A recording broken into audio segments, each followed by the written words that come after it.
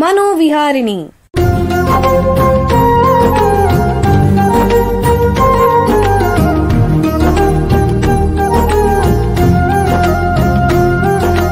ಬೆಂಗಳೂರಿನ ನಿಮ್ಹಾನ್ಸ್ ವತಿಯಿಂದ ಮಾನಸಿಕ ಆರೋಗ್ಯ ಮತ್ತು ನರವಿಜ್ಞಾನ ಕುರಿತ ಪ್ರಾಯೋಜಿತ ಶಿಕ್ಷಣ ಮಾಲಿಕೆ. ಸಹಯೋಗ ಕರ್ನಾಟಕ ವಿಜ್ಞಾನ ಮತ್ತು ತಂತ್ರಜ್ಞಾನ ಅಕಾಡೆಮಿ, ವಿಜ್ಞಾನ ಮತ್ತು ತಂತ್ರಜ್ಞಾನ ಇಲಾಖೆ, ಕರ್ನಾಟಕ ಸರ್ಕಾರ. ಕೇಳಿ ಮಾನಸಿಕ ಆರೋಗ್ಯ ಮತ್ತು ನರವಿಜ್ಞಾನ ಕುರಿತ ಮಾಲಿಕೆ ಮನೋವಿಹಾರಿಣಿ. ನಮಸ್ಕಾರ ಶ್ರೋತೃಗಳೇ, ನಿಮಗೆಲ್ಲರಿಗೂ ಮನೋವಿಹಾರಿಣಿ ಶಿಕ್ಷಣ ಮಾಲಿಕೆಯ ಈ ಸಂಚಿಕೆಗೆ ಆತ್ಮೀಯ ಸ್ವಾಗತ. ಹಿಂದಿನ ಹಲವು ಸಂಚಿಕೆಗಳಿಂದ ನರಮಂಡಲದ ಅಸ್ವಸ್ಥತೆಗಳ ಬಗ್ಗೆ ಚರ್ಚೆ ಮಾಡ್ತಾ ಬಂದಿದ್ದೀವಿ. ಅವುಗಳ ಪೈಕಿ ಪ್ರಮುಖವಾಗಿರುವಂತಹ ಮಿದುಳುಗಾಯದ ಬಗ್ಗೆ, ಅದರಲ್ಲೂ ರಸ್ತೆ ಅಪಘಾತ ಮತ್ತು ಮಿದುಳುಗಾಯದ ಬಗ್ಗೆ ಮಾಹಿತಿ ಸಂಗ್ರಹಿಸಿದ್ವಿ ಹೋದ ಸಂಚಿಕೆಯಲ್ಲಿ. ಇವತ್ತು ಅದನ್ನು ಮುಂದುವರಿಸೋಣ. ಹಿಂದಿನ ಸಂಚಿಕೆಯಲ್ಲಿ ರಸ್ತೆ ಅಪಘಾತಗಳ ಮುಖ್ಯ ಕಾರಣ ಏನು, ರಸ್ತೆ ಅಪಘಾತಗಳಲ್ಲಿ ಭಾರತೀಯ ಮತ್ತು ಜಾಗತಿಕ ಅಂಕಿಅಂಶಗಳೇನು ಅಂತ ತಜ್ಞರು ತಿಳಿಸಿದ್ರು. ಅಪಘಾತಗಳಿಂದ ಯಾರ ಮೇಲೆ ಹೆಚ್ಚು ಪರಿಣಾಮ ಬೀರುತ್ತೆ, ರಸ್ತೆ ಅಪಘಾತಗಳಿಗೂ ಮತ್ತು ಮಿದುಳುಗಾಯಕ್ಕೂ ಏನು ಸಂಬಂಧ ಅನ್ನೋದ್ರ ಬಗ್ಗೆ ಕೂಡ ತಿಳ್ಕೊಂಡ್ವಿ. ಈಗ ತಲೆಗೆ ಗಾಯ ಆಗೋದು ಅಂದ್ರೇನು, ಮಿದುಳುಗಾಯ ಆಗೋದು ಅಂದ್ರೇನು, ಆ ಎರಡರ ನಡುವೆ ವ್ಯತ್ಯಾಸ ಏನು, ಇದರಲ್ಲಿ ಎಷ್ಟು ವಿಧಗಳಿವೆ ಅಂದ್ಬಿಟ್ಟು ಹಿಂದಿನ ಸಂಚಿಕೆಯಲ್ಲಿ ವೈದ್ಯರು ತಿಳಿಸಿದರು. ಒಬ್ಬ ವ್ಯಕ್ತಿಗೆ ಮಿದುಳಿಗೆ ಗಾಯ ಆದರೆ ಆ ವ್ಯಕ್ತಿಯಲ್ಲಿ ಕಂಡುಬರುವಂತಹ ಲಕ್ಷಣಗಳು ಯಾವುವು ಅನ್ನೋದನ್ನು ಕೂಡ ವೈದ್ಯರು ತಿಳಿಸಿದರು. ಸಾಮಾನ್ಯ ಜನರಿಗೆ ಅನ್ವಯವಾಗುವಂತಹ ಮುಖ್ಯವಾದ ವಿಷಯದ ಬಗ್ಗೆ ಮಾಹಿತಿ ಮತ್ತೆ ಸಲಹೆ ಕೂಡ ಕೊಟ್ಟರು. ಅದೇನಂದ್ರೆ, ರಸ್ತೆ ಅಪಘಾತದಿಂದಲೋ ಅಥವಾ ಬೇರೆ ಕಾರಣಗಳಿಂದ ತಲೆಗೆ ಗಾಯವಾದ ವ್ಯಕ್ತಿನ ನೋಡಿದ್ರೆ ನಾವೇನ್ ಮಾಡಬೇಕು, ಏನು ಪ್ರಥಮ ಚಿಕಿತ್ಸೆ ಇತ್ಯಾದಿ. ಈಗ ಜನರಲ್ಲಿ ಮೂಡುವಂತಹ ಪ್ರಶ್ನೆ ಏನು ಅಂತಂದ್ರೆ, ಆಸ್ಪತ್ರೆಯಲ್ಲಿ ವೈದ್ಯರು ಮಿದುಳುಗಾಯದ ತಪಾಸಣೆ ಹೇಗೆ ಮಾಡ್ತಾರೆ, ಯಾವ ಪರೀಕ್ಷೆಗಳನ್ನು ಮಾಡ್ತಾರೆ, ಇದಕ್ಕೆ ಚಿಕಿತ್ಸೆ ಏನು ಅಂತ. ಇಂತಹ ಪ್ರಶ್ನೆಗಳನ್ನು ಕುರಿತು ಇಂದಿನ ಸಂಚಿಕೆಯಲ್ಲಿ ತಜ್ಞರ ಹತ್ರ ಮಾಹಿತಿ ಸಂಗ್ರಹಿಸೋಣ. ನರಶಸ್ತ್ರಚಿಕಿತ್ಸೆ ಕ್ಷೇತ್ರದಲ್ಲಿ ಸುಮಾರು 15 ವರ್ಷಗಳಿಂದ ವೈದ್ಯಕೀಯ ಸೇವೆ ಮತ್ತು ಸಂಶೋಧನೆ ಮಾಡ್ತಾ ಇರುವಂತಹ ನಿಮ್ಹಾನ್ಸ್ ನ್ಯೂರೋ ಸರ್ಜರಿ ವಿಭಾಗದಲ್ಲಿ ಹೆಚ್ಚುವರಿ ಪ್ರಾಧ್ಯಾಪಕರಾಗಿರುವಂತಹ ಡಾಕ್ಟರ್ ನಿಶಾಂತ್ ಸದಾಶಿವ ಅವರು ನಮ್ಮೊಂದಿಗಿದ್ದಾರೆ. ಅವರನ್ನು ಸ್ವಾಗತಿಸೋಣ. ನಮಸ್ಕಾರ ಡಾಕ್ಟರ್ ನಿಶಾಂತ್ ಅವರೇ. ನಮಸ್ತೆ. ನಿಮಗೆ ಈ ಕಾರ್ಯಕ್ರಮಕ್ಕೆ ಸ್ವಾಗತ. ಅವರ ಜೊತೆ ಅದೇ ವಿಭಾಗದಲ್ಲಿ ಸುಮಾರು 10 ವರ್ಷಗಳಿಂದ ಸೇವೆ ಸಲ್ಲಿಸ್ತಾ ಇರುವಂತಹ ಸಹ ಪ್ರಾಧ್ಯಾಪಕರಾದ ಡಾಕ್ಟರ್ ಅಭಿನಿತ್ ಶಶಿಧರ್ ಅವರು ಕೂಡ ನಮ್ಮ ಜೊತೆ ಇದ್ದಾರೆ. ಅವರನ್ನು ಸ್ವಾಗತಿಸೋಣ. ನಮಸ್ಕಾರ ಡಾಕ್ಟರ್ ಅಭಿನಿತ್ ಅವರೇ. ನಮಸ್ತೆ. ನಿಮಗೆ ಈ ಕಾರ್ಯಕ್ರಮಕ್ಕೆ ಸ್ವಾಗತ. ಡಾಕ್ಟರ್ ನಿಶಾಂತ್ ಅವರೇ, ನಿಮಗೆ ಈ ಸಂಚಿಕೆಯ ಮೊದಲನೇ ಪ್ರಶ್ನೆ ಏನು ಅಂತಂದ್ರೆ, ಮೆದುಳುಗಾಯದ ರೋಗಿನ ವೈದ್ಯರು ಹೇಗೆ ಪರೀಕ್ಷಿಸ್ತಾರೆ, ದಯವಿಟ್ಟು ತಿಳಿಸಿ. ರೋಗಿ ಬಂದಾಗ ನಾವು ಮೊದಲು ABC ಅಂತ ಹೇಳ್ತೀವಿ ನಾವು, ಏರ್ವೇ ಬ್ರೀದಿಂಗ್ ಸರ್ಕ್ಯುಲೇಷನ್. ಉಸಿರಾಟ ಚೆನ್ನಾಗಿ ನಡೀತಾ ಇದೆಯಾ ಇಲ್ವಾ, ಉಸಿರಾಟ ಸರಿಯಾಗಿ ಆಗ್ತಾ ಇಲ್ಲ ಅಂತ ಅಂದ್ರೆ ಟ್ಯೂಬ್ ಹಾಕಿ ಏನು ಇಂಟ್ಯೂಬೇಷನ್ ಮಾಡಿ ಅವ್ರಿಗೆ ಉಸಿರಾಟ ಕರೆಕ್ಟಾಗಿ ಮಾಡೋ ತರ ಮಾಡಬೇಕು.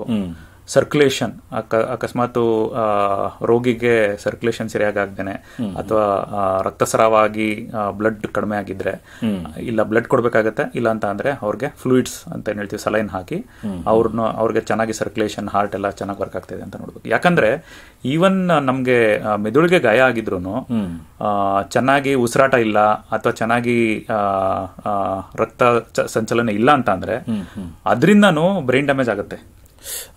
ಮೊದಲೇ ಬ್ರೈನ್ಗೆ ಇಂಜುರಿ ಆಗಿ ಮೆದುಳಿಗೆ ಪೆಟ್ಟಾಗಿ ಬಂದಿರ್ತಾರೆ. ಅದಲ್ದೇನೆ ಉಸಿರಾಟ ಚೆನ್ನಾಗಿಲ್ಲ ಅಥವಾ ರಕ್ತ ಚಲನೆ ಚೆನ್ನಾಗಿಲ್ಲ ಅಂತ ಅಂದ್ರೆ ಮೆದುಳಿಗೆ ಇನ್ನೂ ಜಾಸ್ತಿ ಪರಿಣಾಮ ಬರುತ್ತೆ. ಆದ್ರಿಂದ ಅದನ್ನ ನೋಡ್ಕೊಳ್ಳೋದು ತುಂಬಾ ಇಂಪಾರ್ಟೆಂಟ್ ಆಗಿರುತ್ತೆ. ಅದಾದ್ಮೇಲೆ ನಾವು GCS ಅಂತ ನೋಡ್ತೀವಿ. ನಾವು ಮುಂಚೆ ಹೇಳಿದ್ದೆ ಗ್ಲಾಸ್ಗೋ ಕೋಮಾ ಸ್ಕೇಲ್ ಅಂತ ಏನ್ ಹೇಳ್ತೀವಿ. ರೋಗಿ ಕಣ್ ತೆಗಿತಾ ಇದಾರ, ಕೈಕಾಲು ಅಲ್ಲಾಡ್ತಾ ಇದಾರ, ಮಾತಾಡ್ತಾ ಇದಾರ, ಆ ತರ ಎಲ್ಲ ನೋಡಿ ನಾವು ಮೈಲ್ಡ್, ಮಾಡರೇಟ್, ಸಿವಿಯರ್ ಅಂತ ಹೇಳ್ತೀವಿ. ಸಿವಿಯರ್ ಹೆಡ್ ಇಂಜುರಿ ಅಂತ ಏನ್ ಹೇಳ್ತೀವಿ ನಾವು, ರೋಗಿ ಚೆನ್ನಾಗಿ ಕೈಕಾಲು ಅಲ್ಲಾಡ್ತಾ ಇಲ್ಲ ಅಥವಾ ಸರಿಯಾಗಿ ಮಾತಾಡ್ತಾ ಇಲ್ಲ, ಕಣ್ಬಿಡ್ತಾ ಇಲ್ಲ ಅಂತ ಎಲ್ಲ ಹೇಳಿದ್ರೆ ಸಿವಿಯರ್ ಹೆಡ್ ಇಂಜುರಿ ಅಂತ ಹೇಳ್ತೀವಿ. ಅಂತ ಸಮಯದಲ್ಲಿ ಒಂದು 100 ಜನ ಬಂದ್ರೆ ಸುಮಾರು 40% ಜನಕ್ಕೆ ಅದು ಪ್ರಾಣಾಪಾಯಕಾರಿಯಾಗಿರುತ್ತೆ. ಆದ್ರಿಂದ ಅವ್ರಿಗೆ ಮೊದಲು ನಾವು ಟ್ರೀಟ್ಮೆಂಟ್ ಅಥವಾ ಚಿಕಿತ್ಸೆನ ಶುರು ಮಾಡಬೇಕಾಗುತ್ತೆ. ಅಂದ್ರೆ ನೀವು ಹೇಳೋ ಪ್ರಕಾರ ಸೌಮ್ಯ, ಮಧ್ಯಮ, ತೀವ್ರ 3 ಹಂತದಲ್ಲಿ ಮೆದುಳುಗಾಯ ಆಗಿದ್ರೆ ಅದರ ಪ್ರಕಾರ ನೀವು ಚಿಕಿತ್ಸೆ ಕೊಡ್ತೀರಾ ಅಂತ ಹೇಳ್ತಿದ್ದೀರಾ. ಹೌದು. ಹಾಗೆ ಬರೋ ರೋಗಿಗಳನ್ನ ವರ್ಗೀಕರಿಸ್ತೀರಾ ಅಂತ ಹೇಳ್ತೀರಾ. ಈಗ ನೀವು ಹೇಳಿರಲ್ಲ, ಈಗ ತೀವ್ರವಾಗಿರೋದ್ರೆ ತುಂಬಾ ಸೀರಿಯಸ್ ಆಗಿರುತ್ತೆ ಅಂತ, ರೋಗಿ ಇವಾಗ ಪ್ರತಿಕ್ರಿಯಿಸ್ತಾನೆ ಇಲ್ಲ, ಪ್ರಜ್ಞಾಹೀನನಾಗಿದ್ದಾರೆ, ಅಂತ ಸಂದರ್ಭದಲ್ಲಿ ಏನ್ ಮಾಡ್ತೀರಾ? ಅಂತ ಸಮಯದಲ್ಲಿ ನಾವು ಕಣ್ಣಲ್ಲಿ ಪ್ಯೂಪಿಲರ್ ರಿಯಾಕ್ಷನ್ ಅಂತೆಲ್ಲ ನೋಡ್ತೀವಿ. ಅದೆಲ್ಲ ನೋಡಿ ಅದೆಲ್ಲ ಸ್ವಲ್ಪ ಜಾಸ್ತಿ ಪ್ರಾಬ್ಲಮ್ ಇದ್ರೆ ನಾವು ಇಮಿಡಿಯೇಟ್ ಆಗಿ CT ಸ್ಕ್ಯಾನ್ ಅಂತ ಮಾಡ್ತೀವಿ. CT ಸ್ಕ್ಯಾನ್ ಮಾಡಿ ಅವ್ರಿಗೆ ತಲೆ ಒಳಗಡೆ ಏನಾದ್ರು ಬ್ಲಡ್ ಕ್ಲಾಟ್ ಏನಾದ್ರು ಆಗಿದ್ರೆ, ರಕ್ತಸ್ರಾವ ಆಗಿದ್ರೆ ಅದಕ್ಕೆ ಶಸ್ತ್ರಚಿಕಿತ್ಸೆ ಬೇಕಾ ಅಥವಾ ಬೇಡವಾ ಅಂತ ನಿರ್ಣಯ ಮಾಡಬೇಕಾಗುತ್ತೆ. ತೀವ್ರತೆ ಆಧಾರದ ಮೇಲೆ ಅವರು ಮೈಲ್ಡ್, ಮಾಡರೇಟ್, ಸಿವಿಯರ್ ಅಂತ ಮಾಡಿದೀರಾ. ಅದಾದ್ಮೇಲೆ CT ಸ್ಕ್ಯಾನ್ ಅಂತ ಹೇಳ್ತಾ ಇದ್ದೀರಾ. ಅದಾದ್ಮೇಲೆ ಮುಂದಿನ ಇದೇನ್ ಮಾಡ್ತೀರಾ? ಮುಂದಿನ ಹಂತ ಏನು? ಅದ್ರ ಪ್ರಕಾರ ನಾವು ಅವ್ರಿಗೆ ಅವ್ರ ಉಸಿರಾಟ ಚೆನ್ನಾಗಿಲ್ಲ ಅಂತ ಅಂದ್ರೆ ಅವ್ರಿಗೆ ವೆಂಟಿಲೇಷನ್ ಬೇಕಾಗುತ್ತೆ, ICU ಬೇಕಾಗುತ್ತೆ. ಸರ್ಕ್ಯುಲೇಷನ್ ಚೆನ್ನಾಗಿ ಆಗ್ತಾ ಇಲ್ಲ ಅಂತ ಅಂದ್ರೆ ಅವ್ರಿಗೆ ತೀವ್ರ ನಿಗಾ ಘಟಕದಲ್ಲಿ ಇಡಬೇಕಾಗತ್ತೆ. ಅವ್ರಿಗೆ ಮೆದುಳಿನ ಒಳಗಡೆ ರಕ್ತಸ್ರಾವ ಆಗಿದ್ರೆ ಅವ್ರಿಗೆ ಶಸ್ತ್ರಚಿಕಿತ್ಸೆ ಬೇಕಾಗತ್ತೆ. ಆ ತರ ರೋಗಿ ಬಂದಂಗೆ ಲೈಕ್ ಯೂಶಲಿ ಒಂದಾದ್ರ ನಂತರ ಅವ್ರಿಗೆ ಏನೇನ್ ಮಾಡ್ಬೇಕೋ ಅದನ್ನ ಮಾಡಿ ಅಡ್ಮಿಟ್ ಮಾಡ್ತಾ ಇರ್ತೀವಿ. ಲೈಕ್ ಬೇರೆ ವಾರ್ಡ್ ಅಲ್ಲಿ ಕಳ್ಸೋದು ಅಥವಾ ಇಲ್ಲಾಂದ್ರೆ ಶಸ್ತ್ರಚಿಕಿತ್ಸೆ ಕಳ್ಸೋದು ಅಥವಾ ICU ಕಳ್ಸೋದು ಆತರ ಮಾಡ್ತಾ ಇರ್ಬೇಕಾಗತ್ತೆ. ತಕ್ಷಣ ನಾವು ಆದಷ್ಟು ಬೇಗ CT ಸ್ಕ್ಯಾನ್ ಮಾಡಿ ರೋಗಿಗೆ ಶಸ್ತ್ರಚಿಕಿತ್ಸೆ ಬೇಕು ಅಂತ ಅಂದ್ರೆ ಆದಷ್ಟು ಬೇಗ ಶಸ್ತ್ರಚಿಕಿತ್ಸೆ ಮಾಡೋದ್ರಿಂದ ಅವರು ಗುಣಮುಖರಾಗೋದು ಅಥವಾ ಚೇತರಿಸ್ಕೊಳ್ಳೋದು ಬೇಗ ಆಗತ್ತೆ. ಅಕಸ್ಮಾತ್ ನಾವು ಅದರಲ್ಲಿ ತಡ ಮಾಡಿದ್ರೆ ರೋಗಿ ಚಾನ್ಸಸ್ ಆಫ್ ಇಂಪ್ರೂವ್ಮೆಂಟ್ ಸಖತ್ತು ಕಮ್ಮಿ ಆಗೋಗುತ್ತೆ. ಬಹಳ ಉಪಯುಕ್ತ ಮಾಹಿತಿ ನೀಡಿದ್ರೆ. ಈಗ ಒಂದು ಸಣ್ಣ ವಿರಾಮ ತಗೋಣ. ನಂತರ ಮಿದುಳುಗಾಯದ ಬಗ್ಗೆ ಹೆಚ್ಚಿನ ಚರ್ಚೆಯನ್ನು ಮುಂದುವರಿಸೋಣ. ಬೆಂಗಳೂರಿನ ನಿಮ್ಹಾನ್ಸ್ ಮಾನಸಿಕ ಆರೋಗ್ಯ ಮತ್ತು ನರವಿಜ್ಞಾನ ಕ್ಷೇತ್ರದಲ್ಲಿ ಹೆಸರುವಾಸಿ. ಶ್ರೇಷ್ಠ ಗುಣಮಟ್ಟದ ಔಷಧೋಪಚಾರ, ಸಂಶೋಧನೆ ಮತ್ತು ತರಬೇತಿ ಇವೇ ನಿಮ್ಹಾನ್ಸ್ನ ಪ್ರಮುಖ ಧ್ಯೇಯಗಳು. ದೇಶದ ವಿವಿಧ ಭಾಗಗಳಿಂದ ಬರುವ ಲಕ್ಷಾಂತರ ಜನರಿಗೆ ಚಿಕಿತ್ಸೆ ನೀಡುವ ನಿಮ್ಹಾನ್ಸ್ಗೆ ರಾಷ್ಟ್ರೀಯ ಪ್ರಾಮುಖ್ಯತಾ ಸಂಸ್ಥೆ ಎಂಬ ಗೌರವ. ಚಿಕಿತ್ಸೆ ಮತ್ತು ವೈದ್ಯಕೀಯ ಸೇವೆಗಳ ಜೊತೆಯಲ್ಲಿ ನರರೋಗ ಮತ್ತು ಮನೋವೈದ್ಯಕೀಯ ಪುನರ್ವಸತಿ ಸೇವೆಗಳು, ಸಮುದಾಯ ಮಟ್ಟದ ಆರೋಗ್ಯ ಕಾರ್ಯಕ್ರಮಗಳನ್ನು ನಡೆಸುವುದು ಹಾಗೂ ಜನಜಾಗೃತಿ ಮೂಡಿಸುವ ಕೆಲಸಗಳಲ್ಲಿ ಸಕ್ರಿಯವಾಗಿದೆ ನಿಮ್ಹಾನ್ಸ್. ಈ ನಿಟ್ಟಿನಲ್ಲಿ ಆಕಾಶವಾಣಿಯ ಶ್ರೋತೃಗಳಿಗೆ ನರಮಂಡಲ ಮತ್ತು ಮಾನಸಿಕ ಆರೋಗ್ಯದ ಬಗ್ಗೆ ಉಪಯುಕ್ತ ಮಾಹಿತಿ ನೀಡುವುದೇ ಕರ್ನಾಟಕ ವಿಜ್ಞಾನ ಮತ್ತು ತಂತ್ರಜ್ಞಾನ ಅಕಾಡೆಮಿಯ ಸಹಯೋಗದೊಂದಿಗೆ ಮೂಡಿಬರುತ್ತಿರುವ ಈ ಮನೋವಿಹಾರಿಣಿ ಶಿಕ್ಷಣ ಮಾಲಿಕೆಯ ಮೂಲ ಉದ್ದೇಶ. ವಿರಾಮದ ನಂತರ ಮನೋವಿಹಾರಣಿಯ ಈ ಸಂಚಿಕೆಗೆ ನಿಮಗೆಲ್ಲರಿಗೂ ಮತ್ತೊಮ್ಮೆ ಸ್ವಾಗತ. ವಿರಾಮಕ್ಕೆ ಮುಂಚೆ ಮಿದುಳುಗಾಯದ ಬಗ್ಗೆ ನಿಮ್ಹಾನ್ಸ್ನ ತಜ್ಞರಾದ ಡಾಕ್ಟರ್ ನಿಶಾಂತ್ ಸದಾಶಿವ ಅವರ ಹತ್ರ ಮಾತಾಡ್ತಾ ಇದ್ವಿ. ಈಗ ಈ ಚರ್ಚೆಯನ್ನು ಮುಂದುವರಿಸೋಣ. ಮುಂದಿನ ಪ್ರಶ್ನೆ ಡಾಕ್ಟರ್ ಅಭಿನಿತ್ ಶಶಿಧರ್ ಅವರಿಗೆ. ಡಾಕ್ಟ್ರೇ, ಈ ಮಿದುಳುಗಾಯದ ಸಮಯದಲ್ಲಿ ಮಿದುಳಿಗೆ ಏನಾಗುತ್ತೆ ಅದನ್ನು ತಿಳಿಸಿ ನೀವು. ಇವಾಗ ತುಂಬಾ ಚಿಕ್ಕ ಪುಟ್ಟವಾದ ಏಟಾದ್ರೆ ಅದು ಮೆದುಳಿಗೆ ಜಾಸ್ತಿ ಎಫೆಕ್ಟ್ ಆಗಲ್ಲ. ಕೆಲವರಿಗೆ ಚಿಕ್ಕ ಪುಟ್ಟ ಚರ್ಮ ಗಾಯ ಆಗ್ಬೋದು, ಚರ್ಮದ ಕೆಳಗಡೆ ರಕ್ತ ಹೆಪ್ಪು ಕಟ್ಬೋದು. ಇಲ್ಲ ಸ್ವಲ್ಪ ಅದಕ್ಕಿಂತ ಸ್ವಲ್ಪ ತೀವ್ರವಾದ ಅಪಘಾತ ಆದ್ರೆ ಅವ್ರಿಗೆ ಏನಾಗುತ್ತೆ ಅಂದ್ರೆ ತಲೆ ಬುರುಡೆ ಒಡೆದು ಬಿಟ್ಟು ಅದು ಮುರಿದು ಬಿಟ್ಟು ಆ ತರ ಗಾಯ ಆಗ್ಬೋದು. ಸೊ ತೀವ್ರತೆ ಜಾಸ್ತಿ ಆದಾಗ ಮೆದುಳಿಗೆ ಡೈರೆಕ್ಟ್ ಆಗಿ ಏಟಾಗುತ್ತೆ. ಸೊ ಇದು ಎರಡು ತರದ್ದು ಇರ್ಬೋದು. ಒಂದು ಮೆದುಳು ಪರದೆಗಳಿರ್ಬೋದು, ಅದು ಹೊರಗಡೆ ರಕ್ತ ಹೆಪ್ಪು ಕಟ್ಬೋದು. ಇಲ್ಲ ಡೈರೆಕ್ಟ್ ಮೆದುಳಿನ ಒಳಗಡೆ ರಕ್ತಸ್ರಾವ ಆಗಕ್ಕೆ ಅವಕಾಶ ಇರ್ಬೋದು. ಇವಾಗ ನಿಮ್ಹಾನ್ಸ್ಗೆ ಈ ತರ ಹಲವಾರು ರೋಗಿಗಳು ಬಂದ ಕೂಡಲೇ ನಾವು ಫಸ್ಟ್ ಇದಕ್ಕೆ CT ಸ್ಕ್ಯಾನ್ ಮಾಡಿಬಿಟ್ಟು ಅದು ಎಲ್ಲಿ ಆಗಿದೆ ಅಂತ ಅದು ಪತ್ತೆ ಹಚ್ಚೋದು ತುಂಬಾ ಇಂಪಾರ್ಟೆಂಟ್. ಅದು ಯಾವ ತರದ್ದು ಅಂದ್ರೆ, ಒಂದು ಪರದೆ ಆಚೆ ಕಡೆ ಒಂದು ರಕ್ತ ನಾಡಿ ಒಡೆದು ಅಲ್ಲಿ ರಕ್ತ ಹೆಪ್ಪು ಕಟ್ಟಿದಾಗ ಅದು ಸ್ವಲ್ಪ ಸೀರಿಯಸ್ ತರ ಕಂಡೀಷನ್ ಇರುತ್ತೆ. ಅದು ನಿಮಿಷಗಳಲ್ಲಿ ಅದು ದೊಡ್ಡದಾಗಿ ಪ್ರಾಣಕ್ಕೆ ಅಪಾಯ ತರಬಹುದು. ಅದು ಇಮಿಡಿಯೇಟ್ಲಿ ಶಸ್ತ್ರಚಿಕಿತ್ಸೆ ಬೇಕಾಗಬಹುದು ಈ ತರ ರೋಗಿಗಳಿಗೆ. ಇನ್ನೊಂದಂದ್ರೆ ಮೆದುಳು ಒಳಗಡೆ ಆಗುವಂತದ್ದು ಒಂದು 2-3 ತರದ್ದು ಇಂಜುರಿಗಳಿರುತ್ತೆ. ಒಂದು ಮೆದುಳಿನ ಊತ ಬರೋದು, ಸ್ವೆಲ್ಲಿಂಗ್ ಅಂತ ಹೇಳ್ತೀವಿ, ಅದು ಆಗ್ಬೋದು. ಇಲ್ಲ ಮೆದುಳು ಒಳಗಡೆ ರಕ್ತ ಹೆಪ್ಪು ಕಟ್ಟಬಹುದು, ಹೆಮಟೋಮಾ ಅಂತ ಹೇಳ್ತೀವಿ.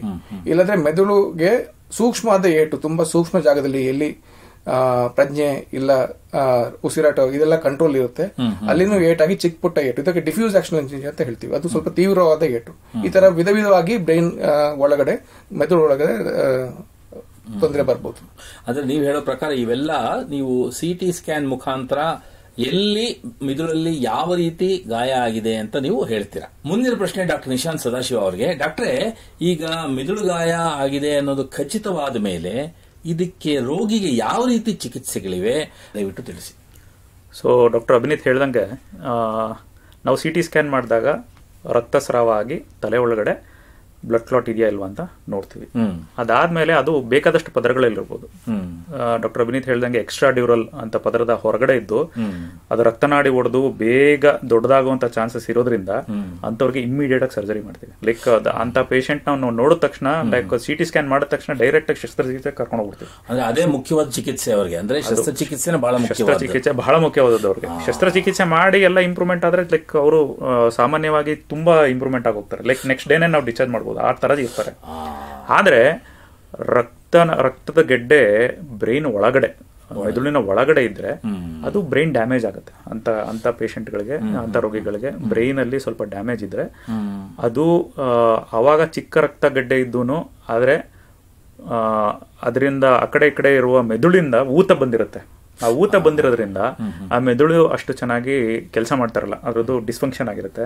ಆದ್ರಿಂದ ಅವ್ರಿಗೆ ಜ್ಞಾನ ಇರಲ್ಲ. ಸೊ ಅವ್ರಿಗೆ ನಾವು ಏನ್ ಹೇಳ್ತೀವಿ, ಕೆಲವು ವಾಲ್ಯೂಮ್ಸ್ ಇರುತ್ತೆ, ನಾವು ನೋಡ್ತೀವಿ ಪೇಷಂಟ್ ಹೇಗಿದ್ದಾರೆ, ರಕ್ತಸ್ರಾವ ಜಾಸ್ತಿ ಆಗಿದೆ ಅಂತೆಲ್ಲ ನೋಡಿ ಇವ್ರಿಗೆ ಶಸ್ತ್ರಚಿಕಿತ್ಸೆ ಬೇಕಾ ಬೇಡವಾ ಅಂತ ವೈದ್ಯರು ಐಡೆಂಟಿಫೈ ಮಾಡಿ ಅಂತವ್ರಿಗೆ ಆಪರೇಷನ್ ಬೇಕಾಗುತ್ತೆ ಕೆಲವ್ರಿಗೆ. ಅಂತ ಆಪರೇಷನ್ ಮಾಡಿದ್ಮೇಲೆ ಮೆದುಳಿನ ಒಳಗಡೆ ಗೆಡ್ಡೆ ಇದ್ದವ್ರಿಗೆ ಲೈಕ್ ಯೂಶಲಿ ಅವರು ರಿಕವರ್ ಆಗಕ್ಕೆ ಅಥವಾ ಚೇತರಿಸ್ಕೊಳ್ಳಕ್ಕೆ ತುಂಬಾ ಟೈಮ್ ತಗೊಳುತ್ತೆ. ಜೊತೆಗೆ ಹೇಗೆ ಡಾಕ್ಟರ್ ಅಭಿನೀತ್ ಹೇಳಿದ್ರು, ಕೆಲವು ಸೂಕ್ಷ್ಮ ಜಾಗದಲ್ಲಿ ಮೆದುಳಿನ ಗೆಡ್ಡೆ ಇದ್ರೆ ಅಂತವ್ರಿಗೆ ಪರ್ಮನೆಂಟ್ ಆಗೂ ಅವ್ರಿಗೆ ಚೇತರಿಸ್ಕೊಳ್ದೇನೆ ಇರೋ ತರನು ಪ್ರಾಬ್ಲಮ್ ಆಗ್ಬೋದು. ಕೆಲವ್ರು ಕೋಮಾದಲ್ಲೇ ಉಳ್ಕೋಬಹುದು. ಆದ್ರೆ ಪ್ರಾಣಾಪಾಯದಿಂದ ಹೊರಗಡೆ ಮಾಡಕ್ಕೆ ಅವ್ರಿಗೆ ತಕ್ಷಣ ಶಸ್ತ್ರಚಿಕಿತ್ಸೆ ಬಹುತೇಕ ಜನರಿಗೆ ಬೇಕಾಗ್ಬೋದು, ರಕ್ತಸ್ರಾವ ದೊಡ್ಡದಾಗಿದ್ರೆ. ಈಗ ಮುಂದಿನ ಪ್ರಶ್ನೆ ಡಾಕ್ಟರ್ ಅಭಿನೀತ್ ಅವರಿಗೆ. ಸರ್ ಡಾಕ್ಟ್ರೇ, ಈ ಶಸ್ತ್ರಚಿಕಿತ್ಸೆ ನಂತರ ರೋಗಿಗಳು ಈ ಮೆದುಳುಗಾಯದಿಂದ ಚೇತರಿಸ್ಕೊಳ್ತಾರೆಯೇ?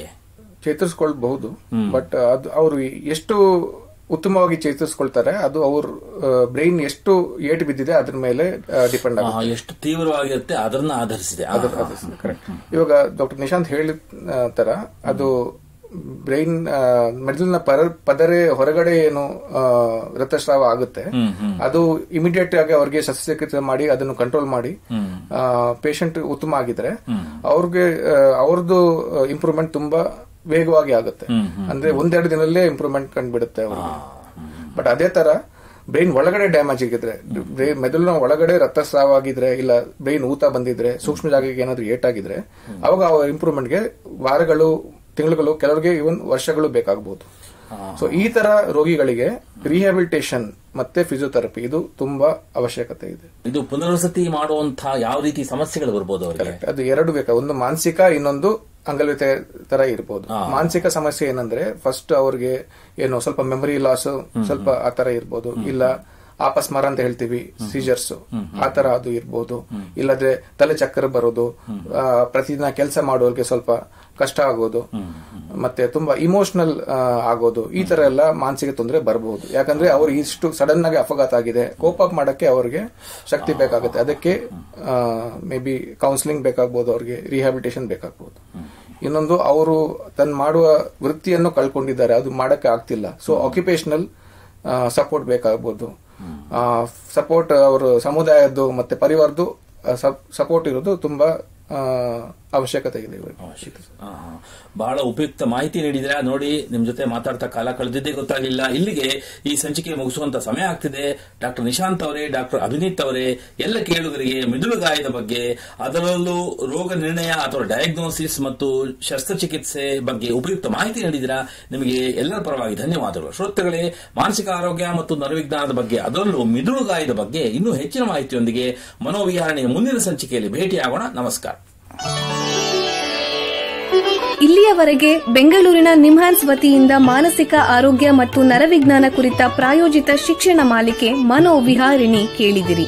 ಸಹಯೋಗ ಕರ್ನಾಟಕ ವಿಜ್ಞಾನ ಮತ್ತು ತಂತ್ರಜ್ಞಾನ ಅಕಾಡೆಮಿ, ವಿಜ್ಞಾನ ಮತ್ತು ತಂತ್ರಜ್ಞಾನ ಇಲಾಖೆ, ಕರ್ನಾಟಕ ಸರ್ಕಾರ. ನೆರವು ಮಾನಸಿಕ ಆರೋಗ್ಯ ಶಿಕ್ಷಣ ವಿಭಾಗ, ನಿಮ್ಹಾನ್ಸ್ ಹಾಗೂ ನಿವೇದಿತಾ BS, ನಿಮ್ಹಾನ್ಸ್. ಸಂಗೀತ ಸಂಯೋಜನೆ ಕೆ. ಕಲ್ಯಾಣ್. ಪರಿಕಲ್ಪನೆ, ನಿರೂಪಣೆ ಮತ್ತು ನಿರ್ಮಾಣ ಡಾಕ್ಟರ್ ಎಂಎಂ ಶ್ರೀನಿವಾಸ್ ಭರತ್ ನಿಮ್ಹಾನ್ಸ್. ನಿಮ್ಮ ಸಂದೇಶಗಳನ್ನು ಕಳಿಸಬೇಕಾದ ದೂರವಾಣಿ ಸಂಖ್ಯೆ 7891105524 7899105524. ವಾಟ್ಸ್ಆಪ್ ಸಂದೇಶಗಳು ಮಾತ್ರ. ಈ ಕಾರ್ಯಕ್ರಮದ ಮುಂದಿನ ಸಂಚಿಕೆ ಮುಂದಿನ ವಾರ ಇದೇ ಸಮಯಕ್ಕೆ ಮನೋವಿಹಾರಿಣಿ ಮಾಲಿಕೆಯಲ್ಲಿ.